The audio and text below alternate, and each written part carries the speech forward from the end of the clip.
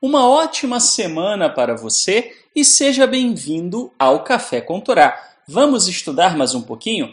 Vamos então para o capítulo 6, Halachá de número 5 de Hilchot the Earth. Vamos ao texto que diz o seguinte: quem odeia um israelita em seu coração transgride uma proibição da Torá, conforme é dito: não odiarás a teu irmão no teu coração. Isso em Vaikra, Levítico 19:17. Não se incorre em açoites por violar essa proibição, pois não há ato envolvido. A Torá somente nos adverte contra odiarmos no coração. Contudo, uma pessoa que o agride ou insulta, apesar de não ser permitido fazê-lo, não transgride especificamente esta proibição de não odiarás. Meu comentário. Esta halachá é uma halachá muito interessante porque ela ilustra uma série de conceitos fundamentais do pensamento semita e também do que devemos ter em mente quando estudamos a Torá, como podemos pensar os mandamentos, como podemos entender certas questões. Vamos então compreender alguns elementos fundamentais para que possamos ter uma noção adequada da proibição que aqui está envolvida. A primeira coisa que nós temos que ter em mente é que a palavra coração na cultura semita não significa a mesma coisa que na cultura ocidental. Um ocidental que leia isso vai acabar ficando com a impressão de que esse mandamento é quase impossível de ser cumprido. Afinal de contas, você não controla o que você sente. Você não controla se você sente raiva ou não sente raiva de uma pessoa. Você pode até tentar varrer para debaixo do tapete, mas você não controla o que sente. Como é que a Torá, então, dá uma proibição para algo que você não tem controle, se a halachá reconhece que a responsabilidade de cumprir o mandamento está diretamente associada e vinculada à capacidade de fazê-lo? Bem, quando entendemos que na cultura semita, coração é centro das nossas intenções, dos nossos pensamentos, fica mais fácil de compreender uma proibição como esta. Na realidade, o que está sendo proibido aqui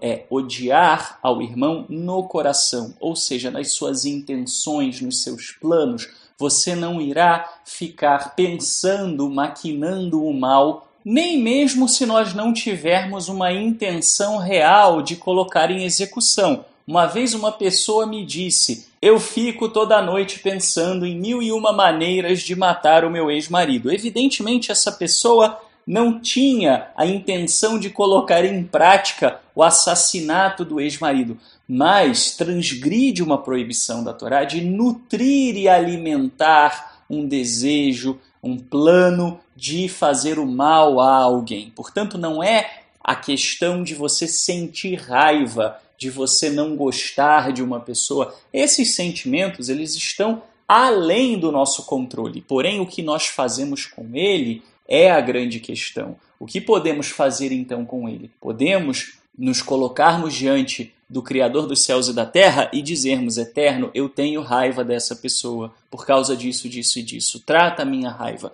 Você confessar a sua raiva é uma coisa. Você ficar nutrindo ódio, você ficar nutrindo planos iníquos, planos perversos, planos odiosos, já é outra, e aí é uma transgressão de um mandamento. Por que a halachá explica especificamente que este mandamento não é passível de açoite, de um castigo físico? Porque não há uma ação realizada. Quando falamos das punições que eram aplicadas pelas cortes nos tempos em que a Torá era cumprida plenamente no meio de Israel, as cortes não podiam punir intenção, não podiam punir pensamento, até porque é impossível você entender, entrar na cabeça de uma pessoa e saber o que ela está pensando. Portanto, não era algo passível de uma punição por parte da corte. Porém, muita gente acha, quando lê que alguma coisa não era passível de uma determinada punição, que isso significa que esse é um pecado menor. Não, a ideia não é essa. A ideia é que simplesmente não havia uma punição por parte da corte. Porém, o Eterno vê todas as coisas e é uma transgressão.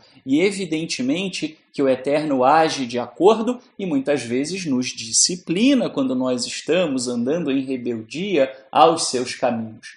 Entender todas essas coisas é importante porque a gente precisa entender como funcionava e como funciona e como funcionará na restauração de todas as coisas o sistema legal e jurídico da Torá. Isso nos encaminha para a próxima questão, que é a seguinte: muitas vezes a Halachá também diz isso, que alguma coisa não transgride aquela proibição específica. Isso não significa que algo seja bom. Quando você lê que uma pessoa que faz uma coisa X não transgride aquela proibição, não significa que o que ela está fazendo é bom. Significa apenas que ela não incorre naquela proibição. Por exemplo, agredir o seu irmão não incorre em nutrir ódio. Por quê? Porque você pode agredir sem nutrir ódio. Muitas vezes, inclusive, a agressão pode ser um rompante de momento. Então não tem a ver com essa proibição. O que não quer dizer que não seja proibido agredir o próximo, que não seja ruim agredir o próximo e que não tenha consequências. É muito importante que quem quer aprender a entender a Torá saiba olhar o todo, saiba olhar o contexto, compreenda esse raciocínio para que não caia em distorções e desvios, como por exemplo, num assunto que vimos alguns programas atrás. Há pessoas que criticam o povo judeu porque dizem: poxa, como assim o mandamento de amar o próximo só se aplica ao povo judeu? O que essas pessoas não entendem é que há outros mandamentos que se referem ao amor e ao bom tratamento dos estrangeiros. O fato daquele mandamento não falar sobre isso não significa que o conceito não existe em outros lugares. Apenas a questão é, nós precisamos sempre olhar e entender o escopo de cada mandamento. E não ajuda quando a gente generaliza todos os mandamentos. Não, a gente não pode olhar para todos os mandamentos de uma maneira só e achar então que se você desonrou pai e mãe, você incorreu em pecado de idolatria. Não, você não incorreu em pecado de idolatria, você incorreu em pecado de desonrar pai e mãe. E é importante ter precisão nessa avaliação. Por quê? Porque em algum momento, na Geulá, na restauração, nós iremos viver sob a Constituição da Torá como Constituição Nacional. Quanto mais cedo compreendermos isso, melhor e mais aptos estaremos, inclusive, para ensinarmos outras pessoas no momento adequado. E compreender essas coisas é a chave também para compreender o contexto das Escrituras e para poder viver a Torá com mais sabedoria. Entender o espírito geral da coisa com relação à Torá é importante e é louvável, mas também compreender cada mandamento e até onde vai, a que se aplica, também é algo de extrema importância, também é algo que nós devemos buscar para que possamos crescer na sabedoria perante os caminhos do Criador. Até amanhã, se o Eterno nos permitir.